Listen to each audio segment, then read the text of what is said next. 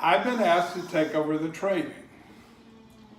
And I've thought about this, and this morning it came to me that it was a good idea.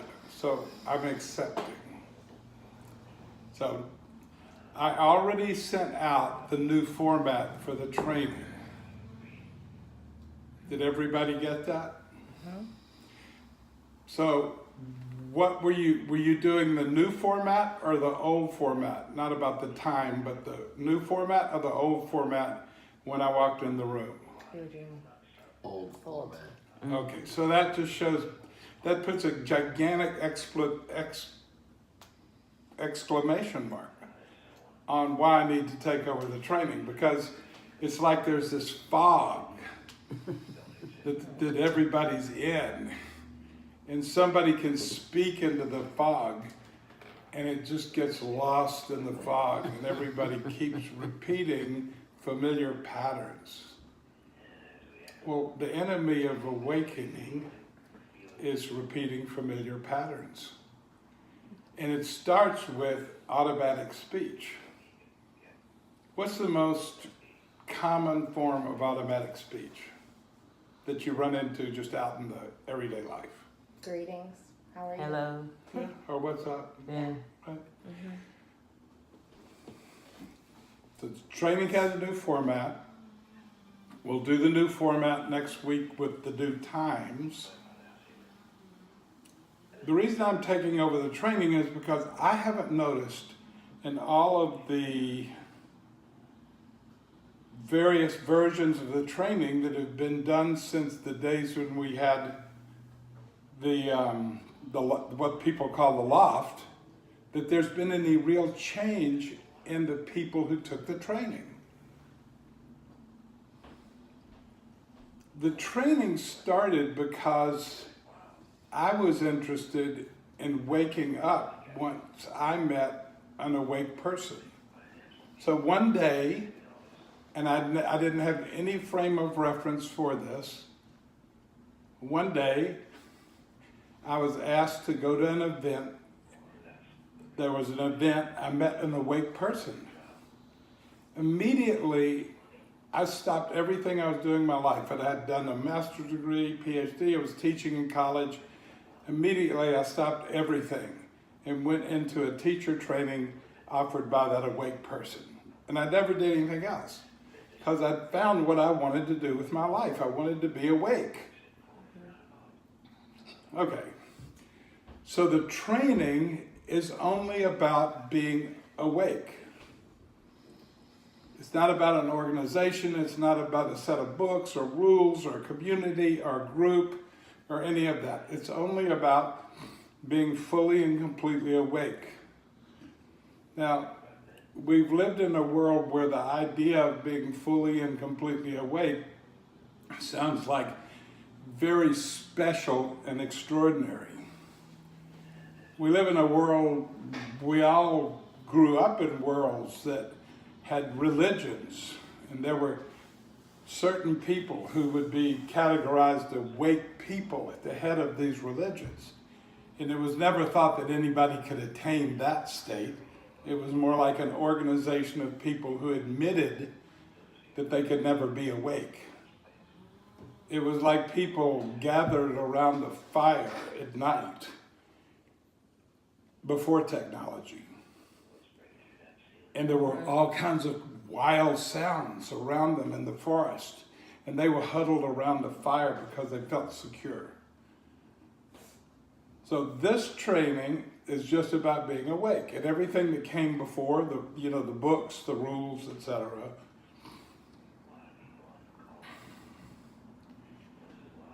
were a way of seeing if we could explain how you could wake up. But really, it's a deconstruction of the awake state. So without going into the history of all the different books and how they came to be, they were nothing other than an attempt to deconstruct an awake state. Like, okay, Here's an awake person. I became awake in 1986 through the waking state. That was 11 years of practice.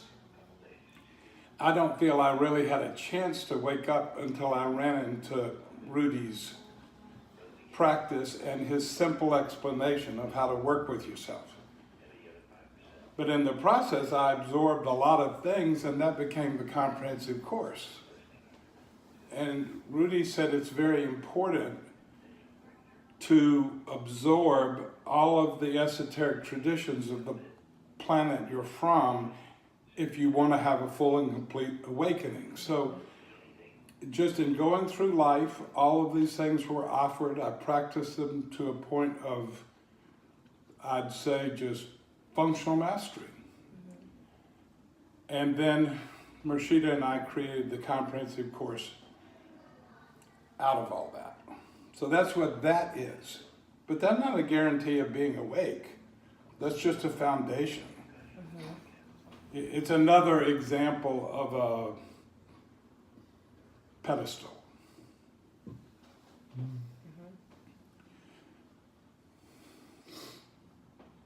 I found Rudy's work to be sufficient all by itself. And meditating with his source, Bhagavan Nityananda, I found that to be sufficient to wake up. And once I was awake, one day I noticed that it had been some time that had gone by in 1986 that I had not done the practice, because every time I sat down to do the simple practice that we call Rudra Flow, I kind of lost energy, so I didn't do it. But after a little while, I noticed that had happened. And I realized, I figured out, okay, well, I don't need that practice anymore. I'm already in the practice. That's the goal of any practice. Anything you practice it until it becomes you, and then you don't need the practice anymore, just like you eat a banana and you don't need the peel anymore. So that's the goal of any practice. If your practice hadn't led you to that point, it's useless. Just like Mr. Mas says, if your religion hasn't made you into a Buddha, if you're a Buddhist, or a Jesus if you're a Jesus, or a Muhammad if you're a Muhammad, or anything else you might happen to be, then it's useless. It's not serving the only purpose that you're here to accomplish, which is to have a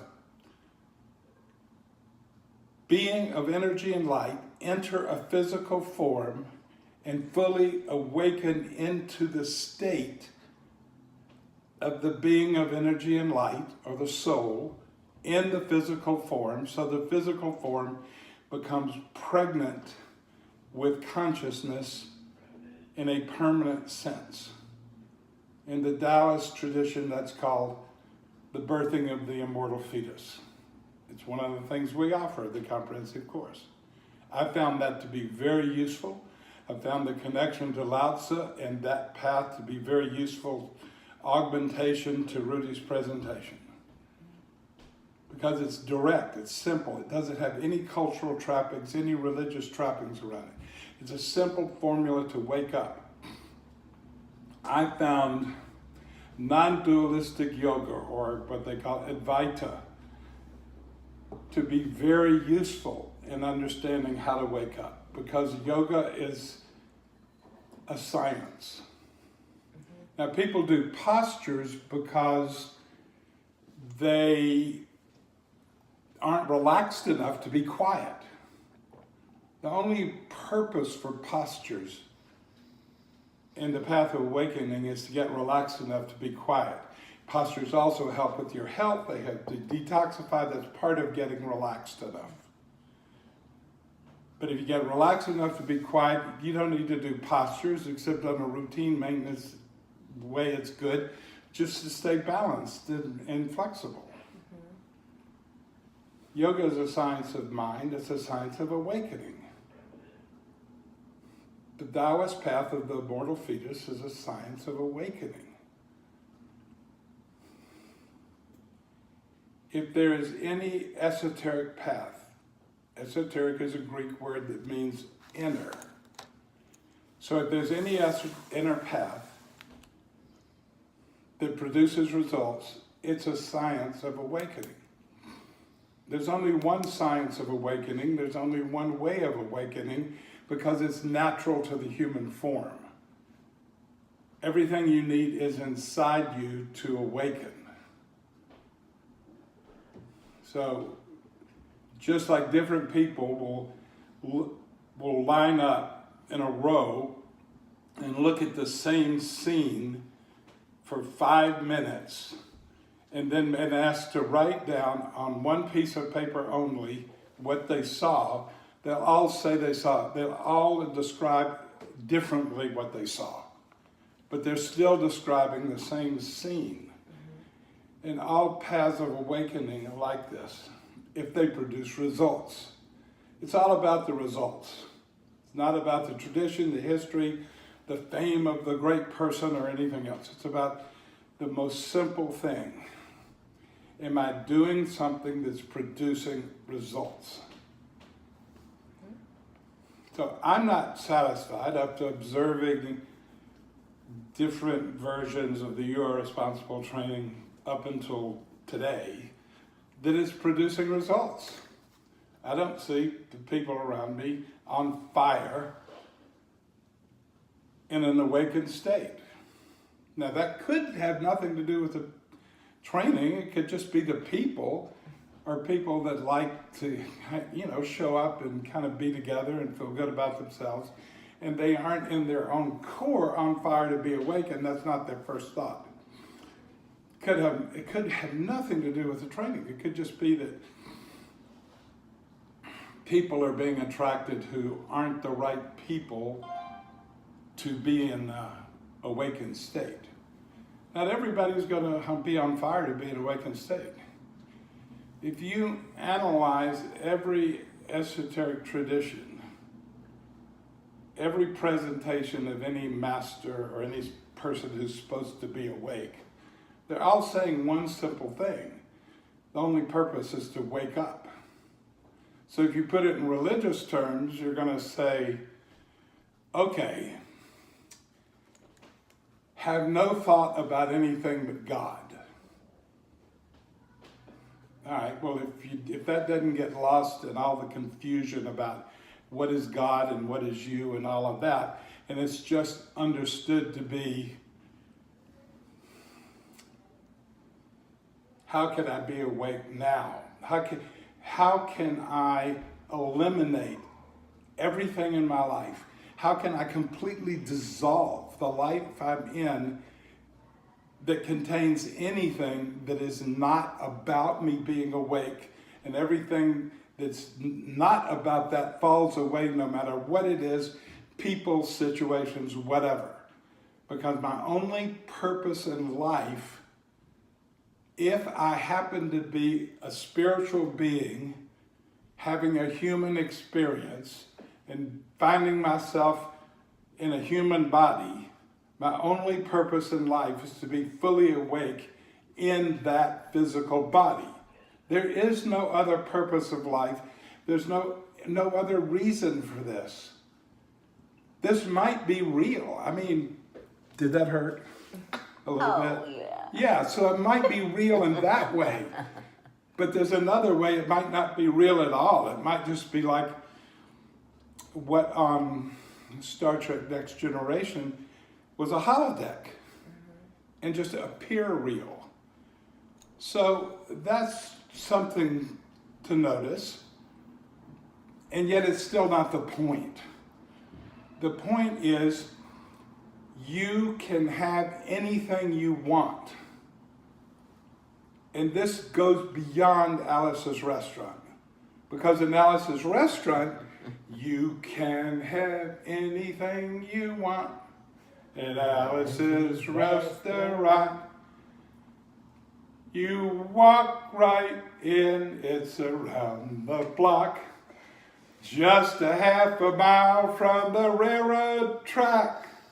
You can have anything you want at Alice's restaurant. Except in Alice, at Alice's restaurant. It goes beyond that because you can have Alice. And that's the whole point, is having Alice. And there's no other purpose in life. There's no other point in waking up in the morning if this isn't all you're thinking about, if you're not on fire. So, like I said, Rudy's work was sufficient for me, and that included the connection to Bhagavan Nityananda. And inside me, once I discovered what this was, it's all I wanted. I didn't care about anything else. I wanted to wake up. If you don't have that burning inside of you, you might as well forget about everything I said and just go have a nice life. In the real world, there's no almost. Everything is or isn't. You know how, like, if you take a test and you get a 99 on the test, people will say, oh, wow, you did really great. In the real world, you failed. In the real world, it's just like computer language, ones and zeros. Any success is either you get it or you don't get it. It's just like having a ticket. If you don't have a ticket, you can't get through the turnstile. And if you jump over it, you get arrested and put in jail.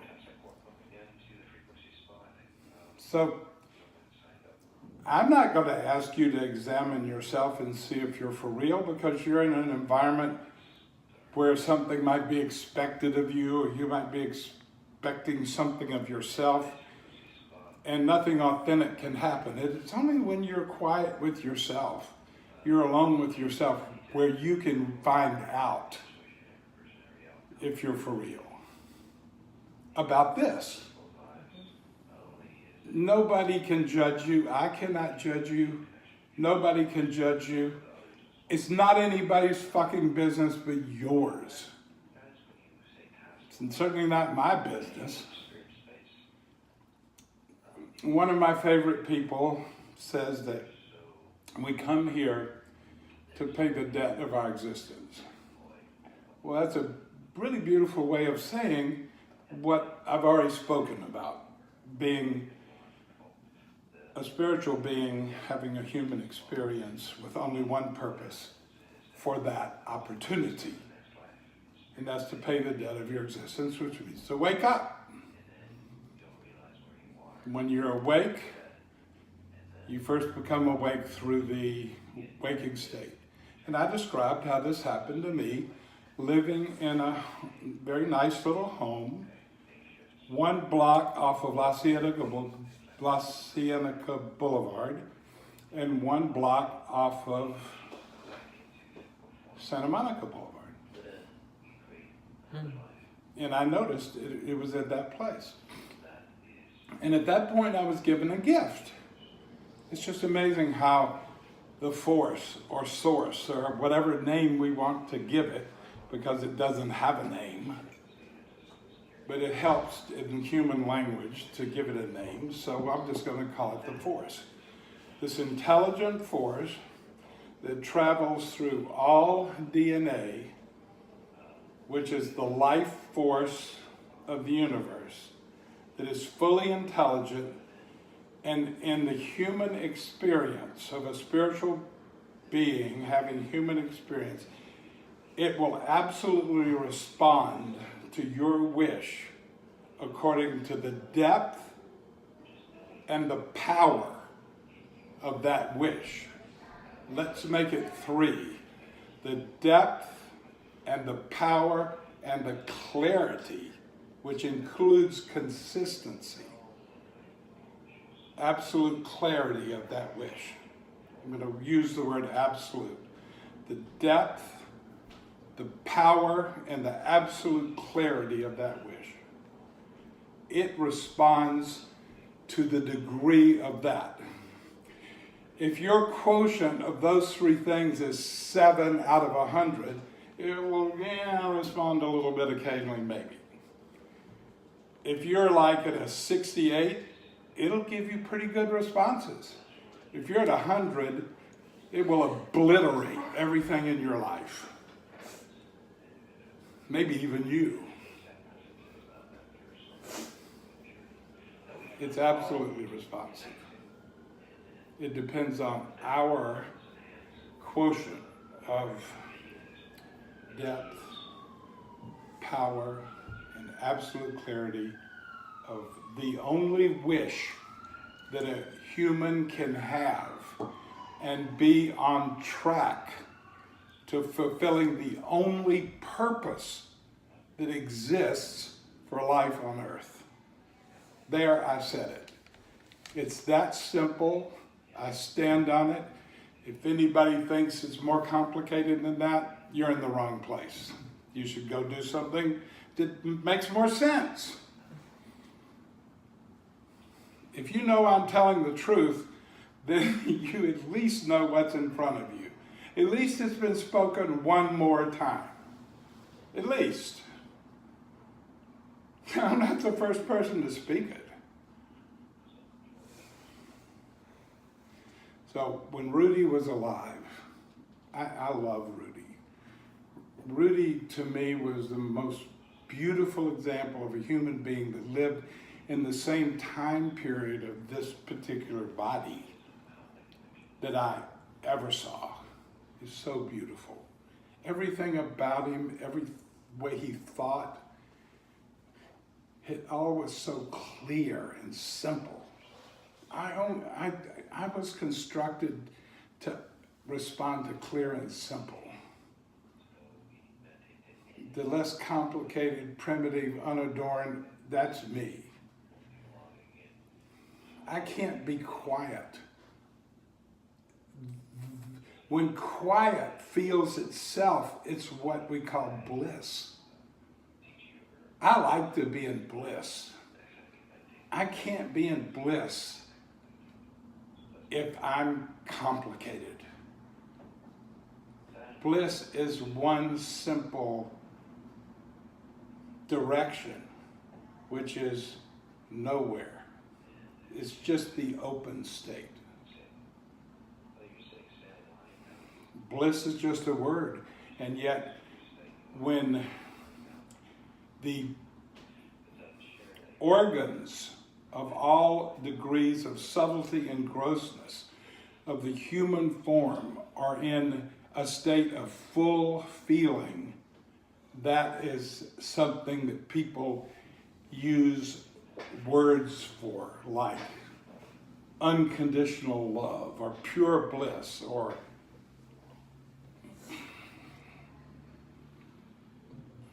unconditional pleasure indefinitely prolonged. So in 1986, I got a gift. And it was someone came and just showed up, and we started sleeping together. You know, the same bed. I'm not using the euphemism where somebody said, "Oh, I slept with her," which means I'm just saying we slept in the same bed. And in the process, over a couple of years, I noticed that I was waking, dreaming, in deep sleep. If you want to understand how these things work in the world of what, is really bestly described as Tantra, which doesn't mean fucking, it means the balance of the polarities in an open state where light enters and becomes clear. It means when the three layers of mind are held in state and dissolved into open. That's what Tantra means. So in the process, which if you want to get a little idea of the various ways this could happen, there's a wonderful book that's a retranslation of an older book called Masters of Mahamudra, which is little stories that are about a page or two long of different awakened people and how they got to be awakened. It's by Keith Delman. You can find it. And if you could find the hardback that has a different, it's like it has a more formal name before that, I'd recommend you read both of them if you're interested. I would always prefer the first one. Is the first one I read. It's hardback, it's oversized, it has a red cover. We have one somewhere in some library. Marshita would know where it is. You can get the name from her if you want to get a copy. But I'm just saying, sometimes it can be, it can be encouraging to read the stories of different people in extremely different circumstances. I mean, as many different circumstances as you could possibly imagine, and actually many more than you could imagine, who woke up, and it's in like, you know, just 1, 2, 3 pages. And there are 88 of them. I think it's 88. So 2 or 3 more years, I noticed one day when I was in a house in Malibu, mile up Latigo Canyon, and I was walking carefully around an outdoor bath, and I learned to walk like an old person because I have very slippery feet, and sometimes I could easily slip. So I was walking like an old person, so not to slip, around this fake marble oversized bathtub. It was wet, you know, it was wet. And all of a sudden I realized, oh, I'm in a conscious state through sleeping too. It's uninterrupted now. I just noticed it. I thought, okay. Okay, did that seem like, wow? No, I didn't feel that way. It was like normal. I had finally gotten into a normal place. I'm going to re-emphasize, this is not special, like really extremely special thing that happens. If this doesn't happen, then your life really had no point. Because the reality is there's only one purpose in life. There's only one reason for the grand experiment of spiritual beings entering denser forms and bringing the awakening of consciousness or awakened consciousness into denser layers of existence. So I can't talk more about it other than that because it's just speculating. Maybe there is some mastermind up there creating all of this. Maybe not. But I do know that what I've said so far is completely and accurately true. None of it's theory, it's all experience. And if you're a wise person, you'll never open your big trap again if you're not speaking something that you know because you are it. Otherwise, it's best to shut up and be quiet because every other form of speech is unconscious and is generally known as gossip. Gossip isn't just chattering about other people. Gossip is ever opening your mouth and speaking of something in which you're not completely in the experience. So I sent out this morning the new format. I've explained 4321. Rudy, while he was alive, said he was laying a foundation, a primitive and unadorned foundation of awakening. He said this is sufficient for anybody to awaken. But he also, in his talks, which were made into books, he never wrote a book. And the first one, Spiritual Cannibalism, that has his simple exercise, which is the beginning exercise. He was always clear this is the beginning exercise. There is a way of doing it beyond this, but this is the beginning. You have to start at the beginning. Something simple. Something will be balanced for you so you can handle the energies that come through. He also really describes an amazing work ethic. And he says it's a mirror of an outer work ethic. Work all the time. Work, work, work, work, work. And then inner work at the same time, so they're really mirrors of one another. So you're not doing one and then the other, but they're a whole. He describes this so beautifully and so clearly in Spiritual Cannibalism. And he just gives so many examples. It's the most inspiring book I ever read. As far as I'm concerned, no one would ever need to read a book on awakening if they fully absorbed what's in Spiritual Cannibalism and were able to practice it with incredible enthusiasm and joy and persistence and power. So that's just my experience. He also talked about that once the foundation was laid, when the planet was ready for it, there would be a more efficient version, a more accelerated version. But the planet wasn't ready for that. The planet was ready for, he was on the cutting edge in this, from 1960 on, which is when he received this from Bhagavan Nityananda. Right before he left his body, right before Nityananda left his body. That's when he received this. And he was clear that he was on the cutting edge. He had gone as far as he could go in presenting what was possible at that time. In other words, how quickly you could move. And it wasn't that quick, but it was like very quick compared to living a whole life and never realizing what you are. It's something that could be actually accomplished at different stages in a number of years, but it required incredible amounts of work.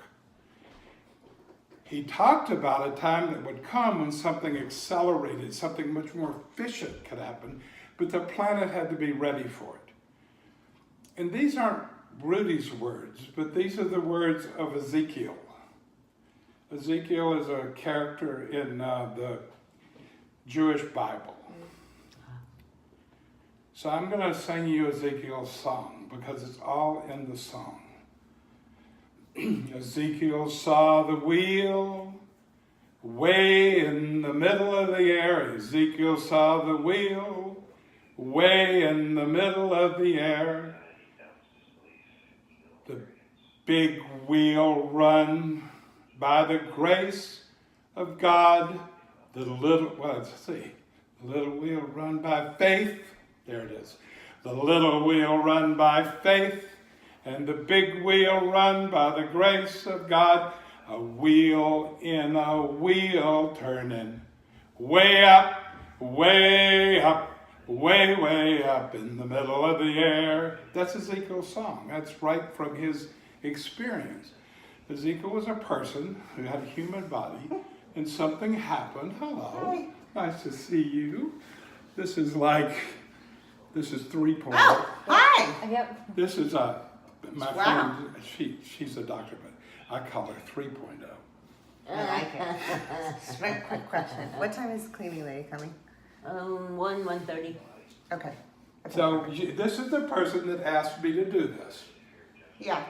And I thought about it, and I got to do it because I saw things line up to do it. So I'm acknowledging you as somebody that greatly inspires me to move things forward This is your baby. and take no prisoners. This is your baby. You created it. Yeah, well, it's our baby. Nurse it back to health. Yeah, thank you. So, Ezekiel's a person, he had that experience. He just had that experience. And it was fire, wheels of fire. But he also was a meditator, and he was able to decipher and understand his experience.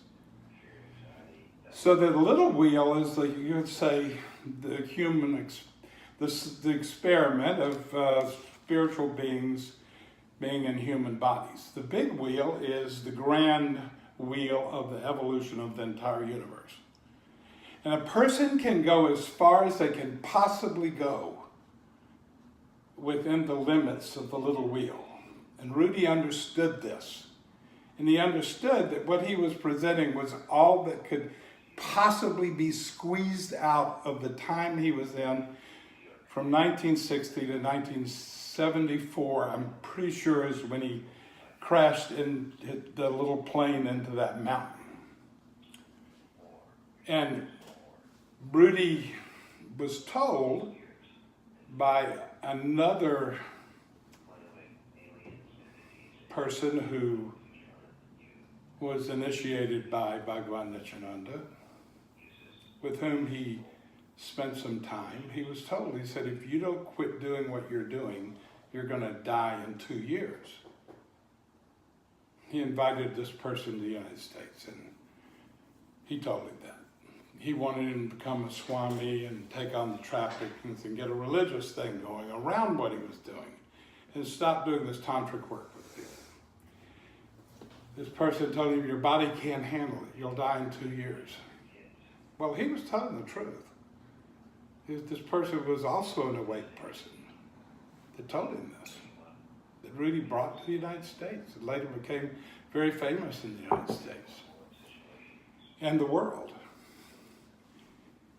And Rudy said back to him, he said, I went to see somebody who can see recently, and they told me the same thing. And I looked at it, and I realized that this was my mission, that it didn't matter how long I lived. I had to leave this foundation. And that was his choice. And then he had a group of 5 students who were on a light plane that I don't know if he was piloting or not, but it was in a thick fog in upper state New York, and it crashed into a mountain. And his heart exploded. And the plane, what was left of it, fell to the earth. And all 5 of those people walked out without a scratch on them. Oh! Now, you hear stories like this and you say, well, you know, that's a nice story and maybe it means something, maybe it happened, maybe it didn't, I wasn't there. But in this case, I actually met and got to know pretty well one of the people who walked out of that plane. After wearing my hair long for a long time, she said, how would you like to have a finger cut? So I had long hair like I do now. And I've always practiced the karma-free teaching, which is just a deconstruction of how I have moved through my life. So it's just, I love saying yes, and it's a simple reason why. Because if I say no, I'll never know what would have happened if I said yes. And I'll have missed part of life. It's like cutting a toe off. Saying no is like cutting a toe off. And it took me a long time to learn there are exceptions to this, but they're not exceptions to be rejected, they're exceptions to be tested. Because there are people that become aware of people practicing this way and look to take advantage of them because they know they'll say yes. They like to harmonize with their values and then take them to the cleaners. And those people are called con people. And that's an art. That's an art. And it's a noble art. And it's part of learning in the light, but it's also part of learning in the dark. So it's just part of the way it works.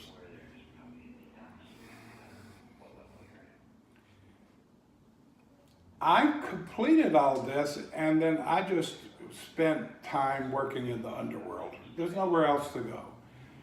The progenitor of what today is called Tibetan Tantra is a man named Padmasambhava, who was an actual person who lived in the world, and he was an awake person and spawned many awake people, and still is spawning many awake people, even though he's not in his body. And his proclamation, which is a beautiful updated version of what we call the path of the heart.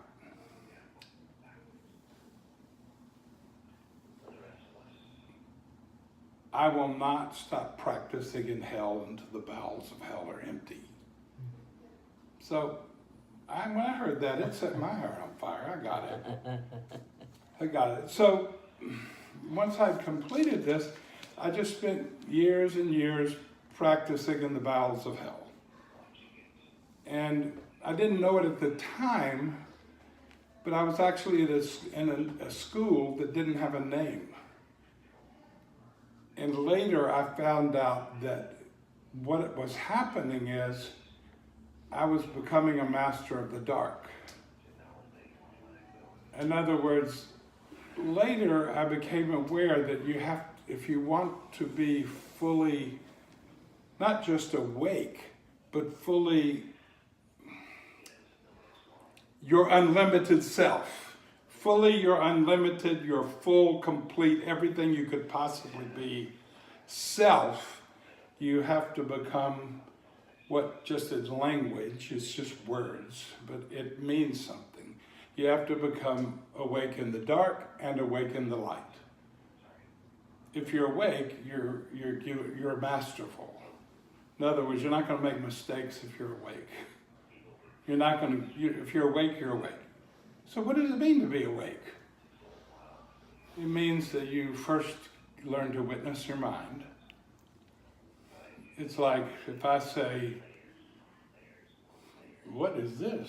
Oh, it's my hand. Okay, well, I've already identified two consciousness. There's somebody saying it's their hand, and then there's the hand, and it's mine. So that's me too. The hand is part of a body that's me too. And as we learn to meditate or be quiet, we learn the body has different layers. It has physical layers and all the full parts that you learn about in certainly grade high, like upper elementary and high school, of all the parts and how it works. But then as we learn to be quiet, we understand the body has other parts. It has more subtle parts. And without going into what they are, it's like we become aware of the whole of ourselves. Okay, well then, to master oneself means simply to be awake within what we are. Okay, so think about the language of that. We become awake in what we are. Well, then who is the we? Okay, but I said, this is my hand. Who is the my? Okay, so there are two identified in both of these constructions. One is who is the my, and the other is who is it that's aware of all the dimensions of what I am. And then if you get another layer of quiet, you'll notice, and we can all notice it right here. There's someone observing these other two. In other words, there couldn't be these other two if there weren't a third aware of it. It's all happening within the third, the aware of it. And the aware of it is aware. It is aware. It's not aware, it is aware. You get the difference? Because if it's aware, it's like it is aware. It is aware. Just like I'm not somebody that's in love. Love is one way we use a word to describe what it feels like when we're having a peak experience of full feeling. Pleasure and pain are just shadows of pure feeling.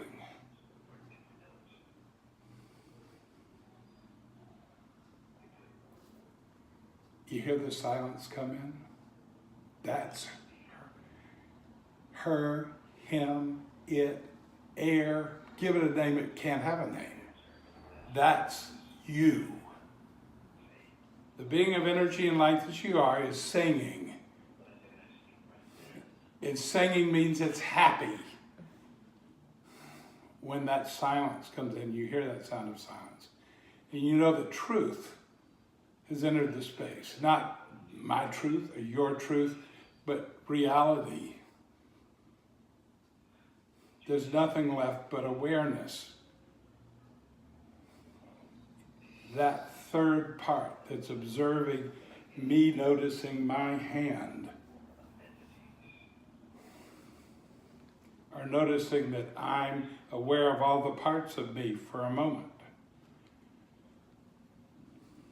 That is, if there is something we can call a me or you, that's it.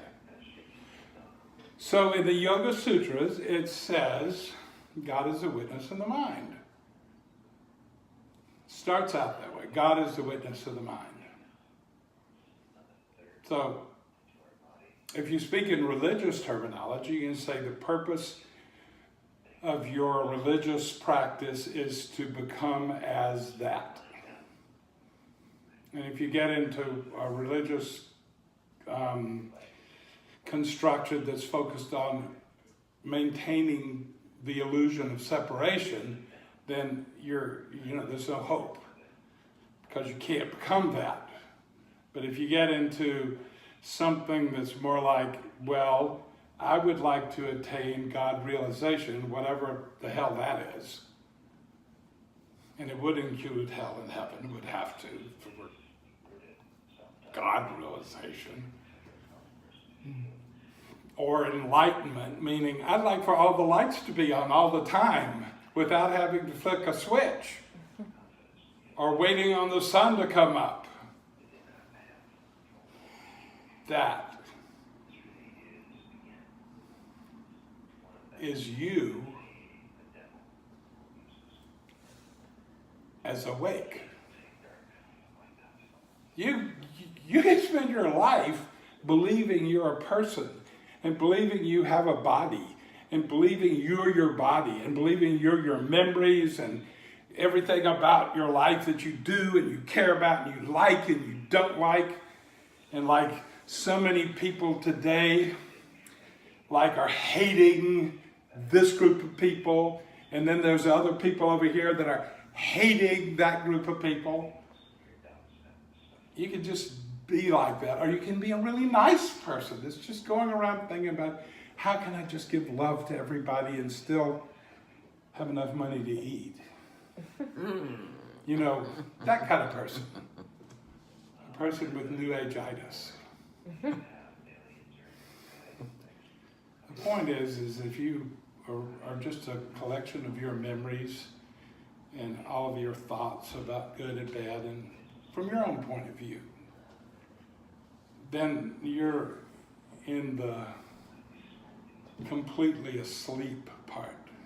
In Sanskrit, the word is jud, the completely asleep part. You're just thick. There's really nothing going on. There's no one there, nothing going on. So, in the Yoga Sutras, it says God is the witness of the mind. The possibility of waking up does not happen until you can be in the witness of your mind. Well, who is it that can be in the witness of your mind?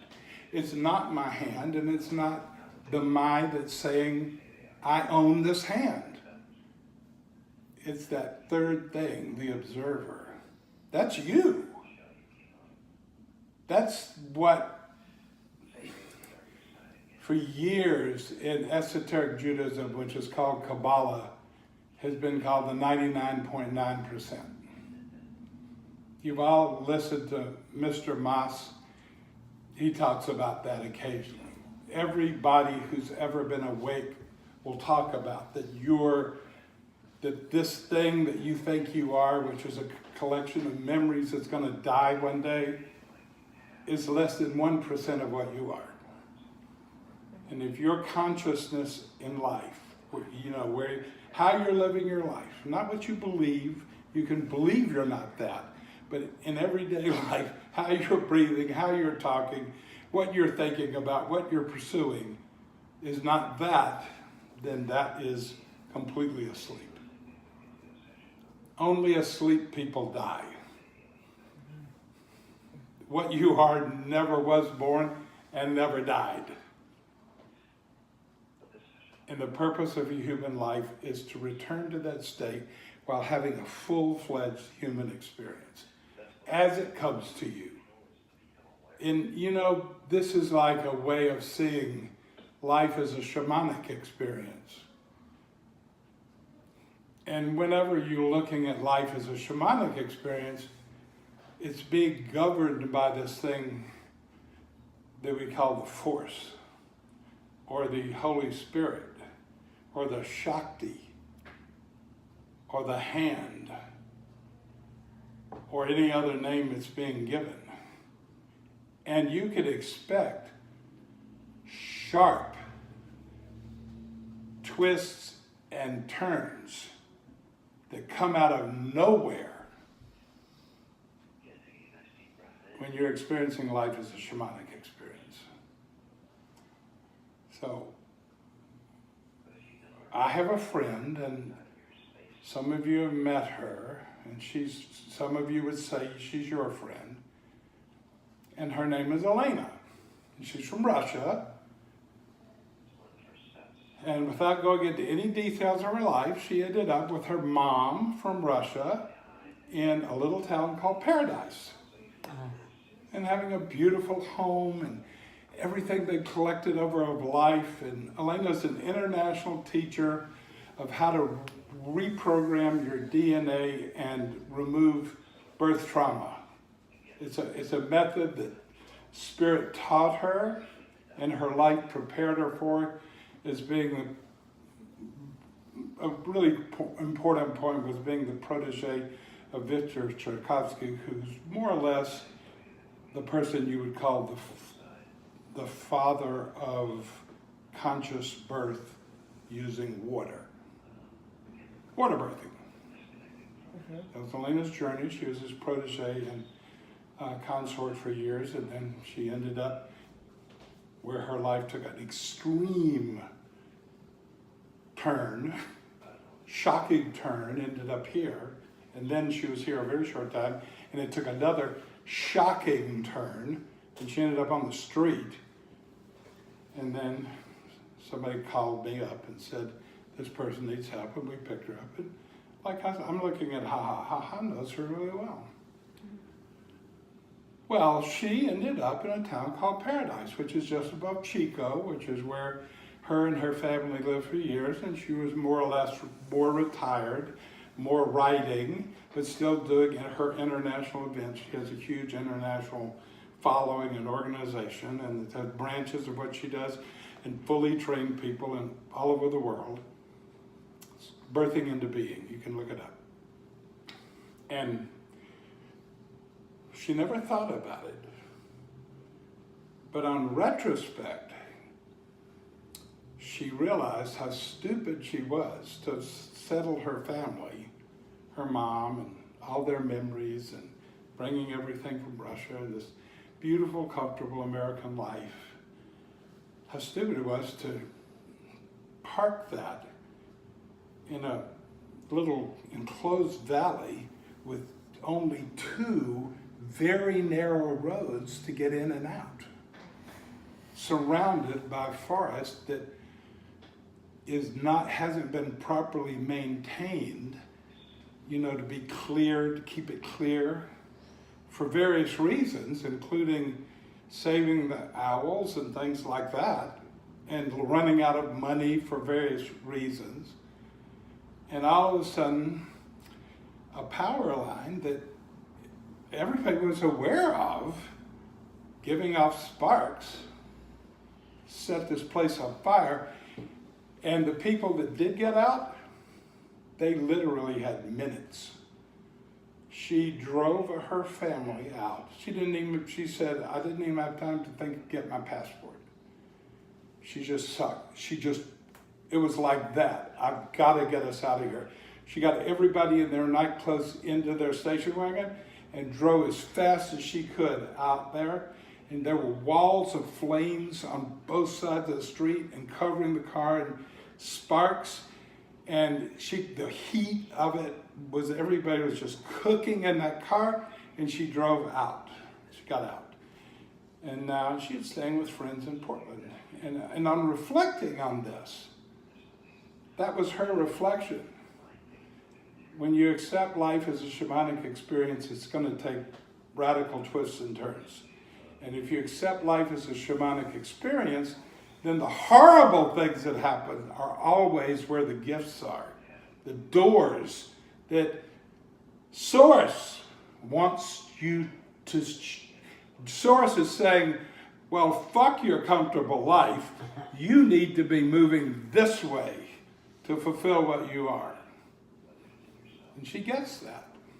And so she and her family are going through all the things you go through, and you lose everything. You barely get out, and you breathe so much smoke, it takes a long time to get your lungs working again. Up with some really great friends in Portland.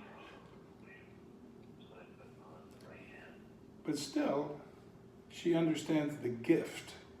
So that's a real good example in current day, something everybody's reading about, everybody knows. The death toll up to 76 last time I heard this morning. And there's still over 1,000 people unaccounted for. There's a good chance all of them will be discovered dead in that fire, just because she said on retrospect a couple days ago that I must have been crazy to put my family in a town like this, surrounded by forest, with 2 narrow roads in and out. Well, a lot of things in retrospect make sense, but it doesn't mean we made mistakes. That's the whole point. There are no mistakes. There's just learning. We are not designed to see everything. That's why there is this thing called source or force or whatever you want to call it. We're just designed to be fully aligned to that and whatever that wants, and our unique purpose to follow it to our absolute best ability all the time. No exceptions, take no prisoners, and the minute it comes in, there's an exception. It's called sleep, and life as a shamanic experience is going to knock the shit out of you. Thank you, life, because you want to be awake. And yet it was not your fault that you went to sleep. It's not your fault that you didn't know. It's all the same source. It doesn't matter. There's no fault in it. There just the is in it. And to be awake in it. So Rudy said there would be a more advanced thing when the little wheel, that's my language, coincided with the big wheel, and the cosmos and this particularly planetary experience were ready for it. And I'd been ready for it a long time. I mean, I completed Rudy's work, let's say 88, 98. So 30 years before I got a phone call from a guy everybody knows and said, hey, my girlfriend and I were going to stay at my ex's house, who's out of town, but then she found out about it and wasn't comfortable with that, and I'm wondering if she could come over and spend the night at your house. This guy'd known me a long time. He knew very well that I always have a guest room and always say yes. So anyway, he's an example of somebody that that knows people and will know how to get what he wants out of them in this way. Well, we welcome that. Well, that person never left, and she just happened to be carrying 2.0. And that was the doctor that just showed up, who I call 3.0. Because she's here to take it to 3.0. She's carrying 3.0, but she's being birthed through 2.0.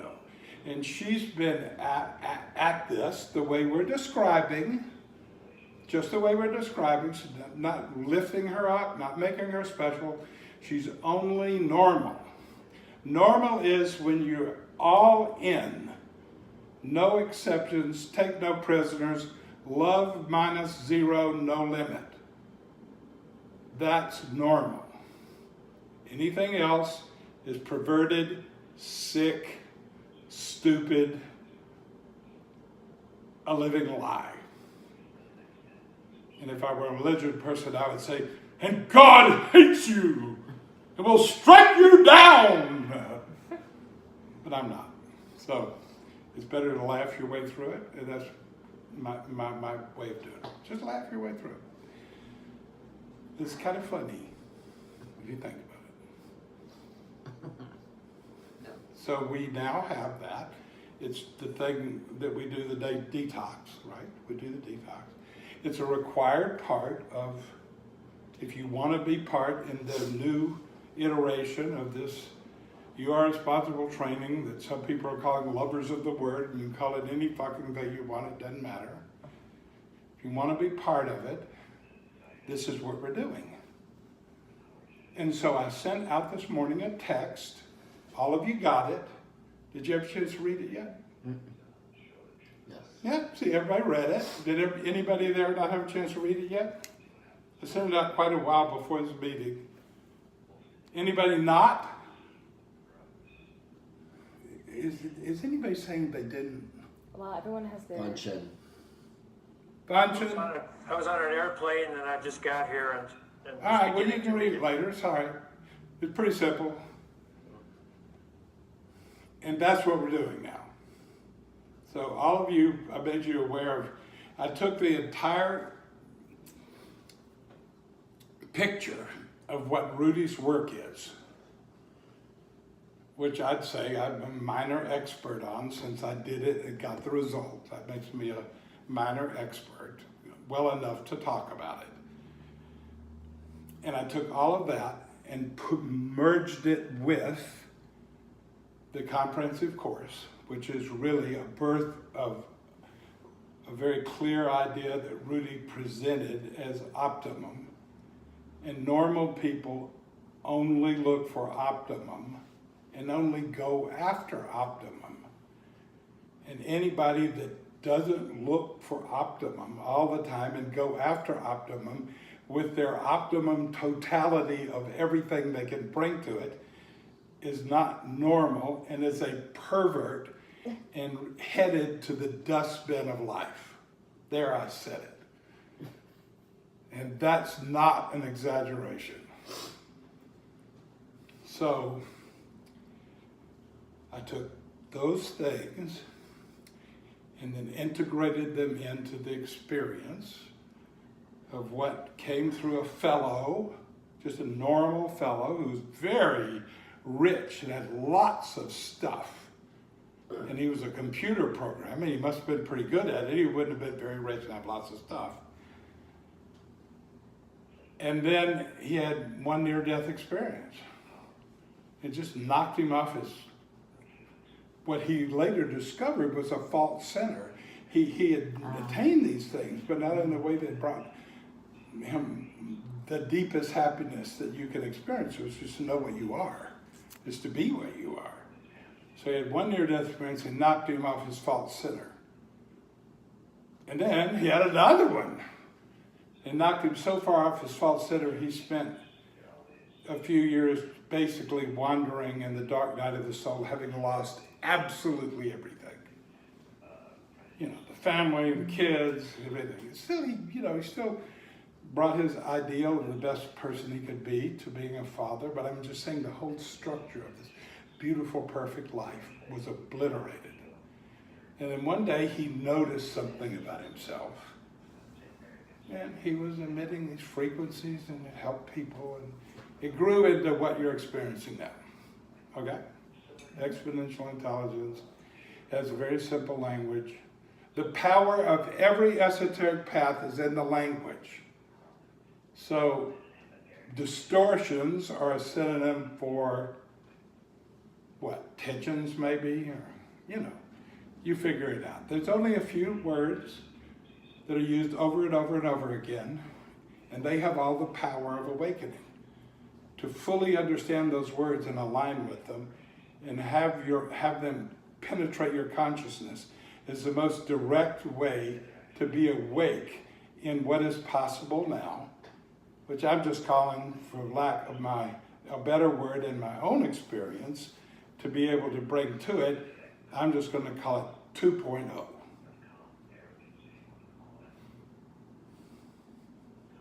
And so I distilled all of this into 4, 3, 2, 1, which, if you think about it, is, do you know, without me explaining it, what is 4, what is 3, what is 2, what is 1?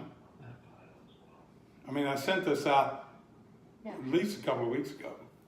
So so you know what 4 is, and you know what 3 is, and what you know is 1. Okay, there's one word I use, which is a made-up word for 1. So this is a test. Somebody tell me that word, and I'll know you understand 4, 3, 2, 1. Okay, 1, 2, 3. Anybody yell it? Nobody has read what I said. I mean, maybe you glanced at it. You didn't get it. So until you get that, you can't be successful in what's being offered now. And since this is a reset, nobody is responsible. You can all quit this stupid thing and just go your own way. But if you're called to continue in this, you have to understand and learn how to practice 4, 3, 2, 1. It's like 4, 3, 2, 1. You hear the silence come in? That's how powerful it is. It's a complete, direct connection to Source. I didn't have to even explain it. All I had to do was do the numbers and fully feel each layer. Because it's layers. Layers of consciousness. 4, 3, 2, 1. The sound of silence is very strong. Feeling of space is very vast. So that's the key to it, is practicing this. So it's very helpful to be part of the group of people that are practicing it together, just like Mr. Moss says every day, about how it's helpful. You got all this accumulated energy and accelerates things and supportive. And it is all the people that are practicing. But it's also their higher consciousness. Maybe most of them aren't there yet. Maybe most of them, he'll talk about. He loves to talk about possibilities, all the possibilities. And I'm sure he wouldn't be doing this if there weren't plenty of people out there thinking, well, yeah, this sounds great, I want to do it, but I sure wouldn't want to give up my car. If that went away, I don't know, it might be a deal breaker, or my family, or, whatever the big sacred cows of a particular person would be. The list of things that you call mine, that you wouldn't be happy to disappear any moment, is all that separates anyone from pure Source. A really good idea is to examine, before you go to sleep each night, in your deep rest of sleep, to examine everything that you call yours and see if you can just say, if none of this is around when I wake up, I'm good. I'm even better than good. I'm okay. Because it's that simple. Only thing that separates anybody from pure Source is the things that are in the list of what is mine that I'd be incredibly uncomfortable if it went away. And those things are going to go away because there are 2 moments within the experience of a spiritual being coming into a physical form and having a human experience, there are 2 points at which there is truth. There are only 2 times, 2 frames to this. And the historical Buddhists said at these 2 points, the lights of 1,000 suns. Now, some people say he said 10,000 suns. But let's just say it's a flash of light. It's a flash of light powerful enough to create and to obliterate. Let's just say it's that. It happens at the moment of conception, not the moment of birth, but the moment of conception, when the little spermy thing penetrates the little eggy thing, and all of a sudden there's a spark, and poop, that's it. It happens then, that spark. And it happens when the spirit separates from the body. At that moment, that's called death. And if it's a death that anybody's upset about, it means you didn't graduate. And if it's a death that's a death of illusion, that you feel like jumping up and down for yourself and for anybody that you care about, that you know is having that experience. If it's anything up in joy, up and jumping down, you didn't graduate. You flunked the whole thing. It's over for you. Unless you're still in a human body and life will take a sharp turn on you and maybe give you a path out that you couldn't find. So a smart person is like Shams from a town called Tabriz. Before he met a man named Rumi, who people know because somebody translated his poems, who said he was sitting in a group of Muslims long after Muhammad had died. And they were the kind of Muslims that were more like the yogi practitioners who wander around India and don't have jobs and are just meditating, and they have a bowl, and if somebody puts something in their bowl, they have something to eat. And if nobody puts anything in their bowl, they have nothing to eat. And no money and no place to stay unless somebody offers it. Those people running around India, and there are people running around the desert places too, and more or less what we call Arabia. And he was a group of those people, and they were sitting around a campfire at night, and somebody mentioned the prophet's name. And it's a tradition, and it's considered to be an unalterable and unshakable tradition.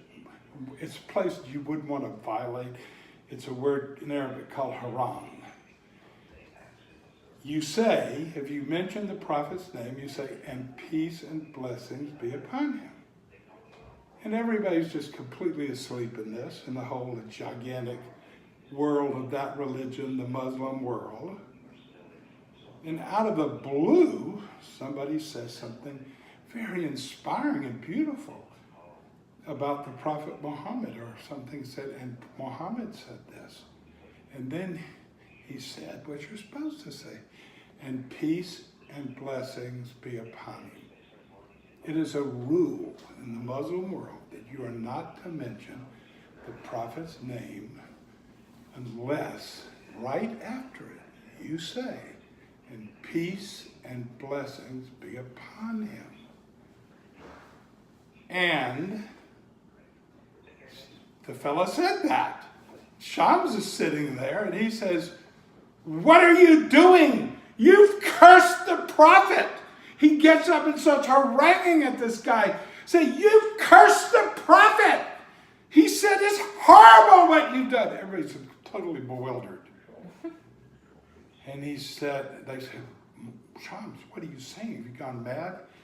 And he said, the prophet of whom you speak says, give me trouble, and more trouble, because I grow stagnant in my sleep. And if that isn't your alignment to life, you're not in the shamanic or the holographic experience of life, and you're missing life. You're part of that most popular series on TV, The Walking Dead. Because The Walking Dead isn't about zombies. It's about that most people, because there's always just a few of the people that are mainly zombies, right? It's always about the people that are walking around not knowing what they are.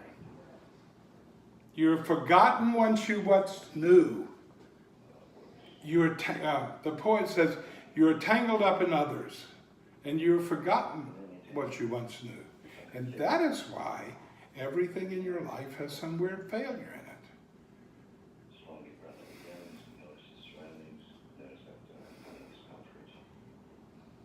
And the poet also says, when the word reason enters the world, you're already thousands of miles from your home.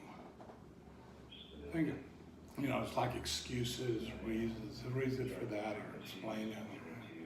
Anytime the mind is doing that, you're already thousands of miles from home. So these are the fundamentals of what this training is. This training is this presentation. And one of my great inspirations, when he would gather students, he was from a part of what a long time ago was the Soviet Union, meaning it was not just Russia, but a lot of other places like Tajikistan, Uzbekistan, and all that. And he was from Kazakhstan. And he came to Europe with this knowledge. And he gathered students. It was right before World War II, and then he took a little break in World War II, and right after. And he loved to assemble a group of new students and ask them one question. Is there any life on earth? Is there any life on earth? And of course the answer is no. Yeah. And if they didn't understand that, they got to proceed anyway, because most of them didn't understand that, or they probably wouldn't have been there, right? And so one of the things he loved to do is to have people, is to get out the phone books, and for the first few months of the class, the only thing he would offer is the opportunity for everybody to pass the phone book around, open it anywhere, read out of it, and everybody else pay attention. And if anybody had any problem with that, they're welcome to go. Now that's an authentic presentation. So if you're expecting to be entertained, forget it. You're only expected to practice 4, 3, 2, 1. And practice that over and over again every time you notice you're not at 1. Every time you notice you're not at 1 position, which is in a quiet or natural state of mind, you practice 4, 3, 2, 1. And when you're in 1, you are, anybody remember the word yet that I made up based on a famous character in a story? You are Miller-Raperized. And if you don't know what that means, you should ask somebody to tell you the story of Miller-Raper, what happened after he went through Marpa's wife and had those experiences, and then ended up in a hillside meditating for 3 years, 3 months, and 3 days. Okay, you have your new schedule. You know the whole point, no matter what's happening, is to be practicing 4, 3, 2, 1. Nobody's going to be chasing after you saying, "Are you doing it?" You're either doing it or you're not. Your benefit, your progress will be dependent entirely on you. You will receive useful instruction and support along the way.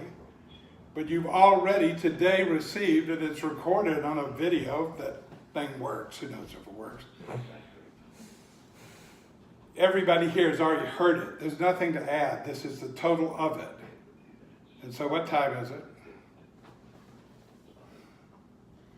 15 until 11. Yeah, see, that we usually go till 10:30 or so, right? Okay, so the study part of today of the whole schedule is complete. And now we're in what we're calling the practicum, which is where you get to do ordinary tasks in the learning environment that you're in, wherever that is, in your learning environment, wherever that is, for 3 hours, practicing to see how authentic you can be in doing really ordinary things and having ordinary interactions and being at one. And if you're not continuing to practice, 4, 3, 2,